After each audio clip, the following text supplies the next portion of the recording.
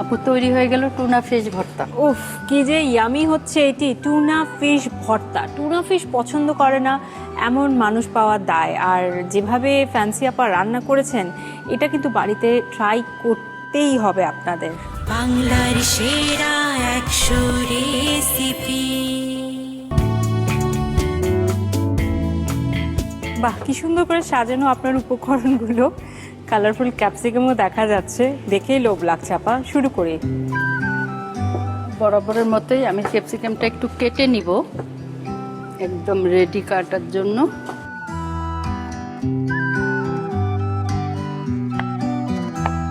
আমি ডাইস কাট medium dice করবো আর কি। আচ্ছা,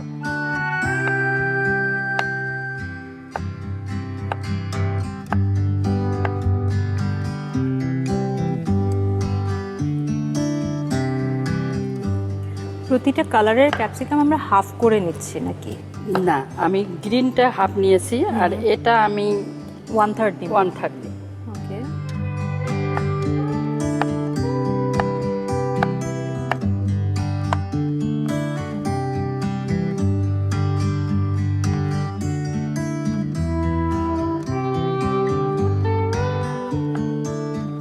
সবচেয়ে বেশি নিয়েছি আমি গ্রিনটা, তারপরে রেড, তারপরে হলো ইয়েলো।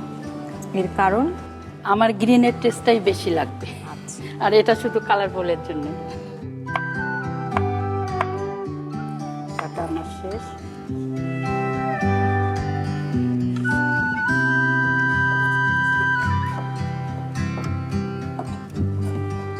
আমি সব একসাথে মিশিয়ে নেব। ক্যাপসিকাম দিয়ে দিলাম।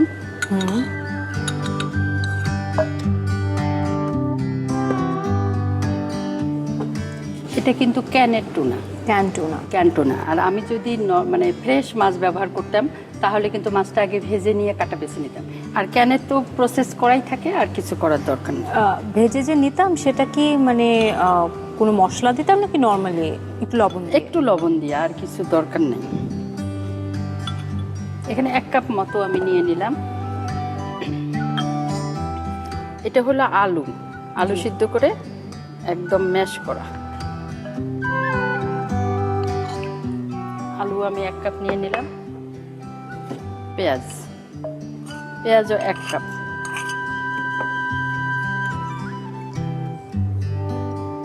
এখানে 5-6টি কাঁচামরিচ আমি দিলাম।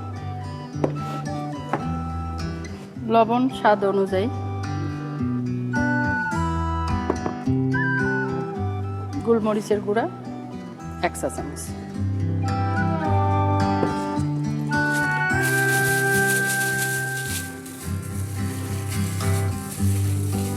আমরা আসলে যেটা দেখলাম এখানে বেশি মশলার ব্যবহার নেই, কারণ টুনার যে নিজস্ব ফ্লেভার ওটা আসলে নষ্ট হয়ে যায় না।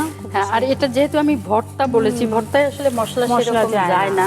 আর সরিষার তেল দিয়ে করব, আরো মশলার দরকার নেই। ভর্তা মানেই তো সরিষার তেল, কাঁচামরিচ। আমি অবশ্যই একটু ফিউশন করেছি। হ্যাঁ, এটা আমি মিশিয়ে নিলাম। এখন চুলায় চলে যাব। আচ্ছা,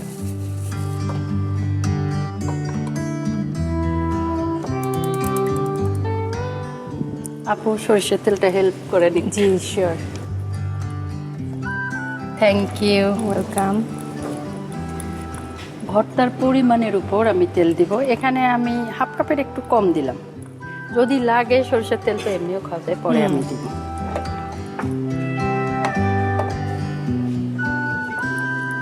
আপা, ক্যান্ড টুনা কিন্তু অনেক রকম আছে, যেমন কিছু অয়েলে ভেজানো থাকে, কিছু হচ্ছে পানিতে থাকে। এটা তো আমরা সর্ষের তেলে যেহেতু এটা রান্না করছি, আমরা এখানে কোনটা আসলে নিয়েছি? এটা একদম প্রসেস, যেটা রেডি টু মানে সার্ভ। এটা রান্নার কিছু নেই, এটা সালাতে মিশিয়ে এমনি খাওয়া যাবে।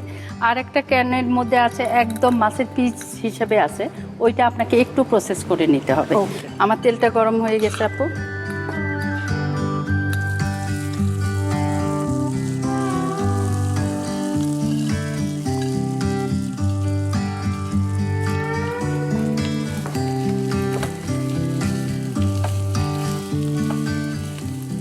কি ভাজা ভাজা করে নিব? সামান্য, মানে 5 থেকে 7 মিনিট, বেশি সময় রাখবো না।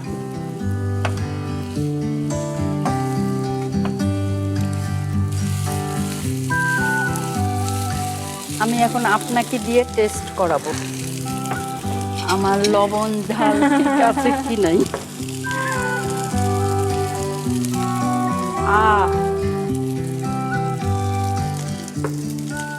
লবণ ঝাল ঠিক আছে। আমার প্রায় হয়ে আসছে, শেষের দিকে আমি বেশি করে ধনেপাতা দিব, একদম বেশি করে। শেষে আমি দিব সরিষার তেল, ও একদম দেশীয় টেস্ট। এমনিতে আমি যে একটুখানি চেখে নিলাম। হ্যাঁ, এখন আপু চুলা বন্ধ করে দিব আর আমি 30 সেকেন্ড এইটা ইনটেক রাখবো, সরষের তেল আর ধনের পাতার গন্ধটা একদম ঠিক থাকার জন্য। আমি এমনি অলরেডি যে একটুখানি চেখে নিলাম, সেখানে আমি সর্ষে এবং টুনা ফিশের যে টুইস্টটা পেলাম, যেটা একদম মুখে গিয়ে বাড়ি লাগলো, টেস্টের দারুণ। এখন তো আরেকটু সর্ষে তেল ছিটিয়ে দেওয়া হয়েছে, এখন তো আরো অন্যরকম হবে আপা। এটা দারুণ একটা আপনার ক্রিয়েশন। থ্যাংক ইউ আপু। এই দেখেন সুন্দর কালারফুলও হয়েছে, ভর্তাও যে কালারফুল হয়, দারুণ। এটা তো এমনি এমনি খাওয়া যাবে, বাচ্চাদের খাওয়ানোর টেকনিক টুনা মাছ। দারুণ। আমি বইয়ের মতো করেই চেষ্টা করি, আজকেও করব। ঠিক আছে, আমি বইটা আপনার সামনেই দিয়ে দিচ্ছি।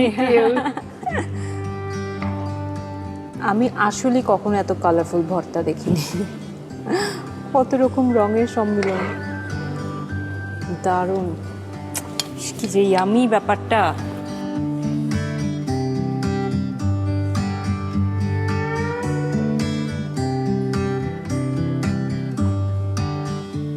ও, উপর দিয়ে একটু বেরেস্তাও যাচ্ছে। যাচ্ছে,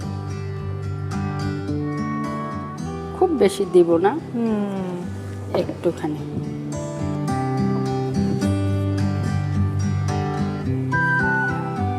ওয়াও, কি আপু তৈরি হয়ে গেল টুনা ফিশ ভর্তা। উফ, কি যে ইয়ামি হচ্ছে এটি, টুনা ফিশ ভর্তা। টুনা ফিশ পছন্দ করে না এমন মানুষ পাওয়া দায়। আর যেভাবে ফ্যান্সি আপা রান্না করেছেন, এটা কিন্তু বাড়িতে ট্রাই করতেই হবে আপনাদের। এবং আপা একদম হচ্ছে বইয়ের মতো করে সাজিয়েছেন।